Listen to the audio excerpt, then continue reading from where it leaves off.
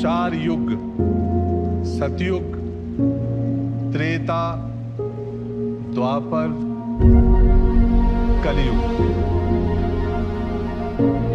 जैसे एक भक्त भगवान के बिना अधूरा होता है,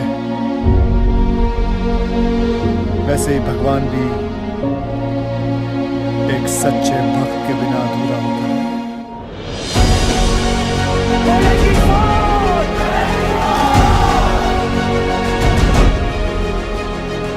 दुनिया बदल रही है,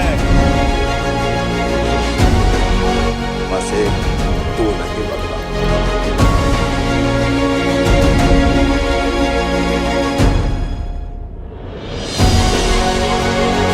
तुम्हारे अलावा ना मुझे कोई देख पाएगा और ना कोई सुन पाएगा।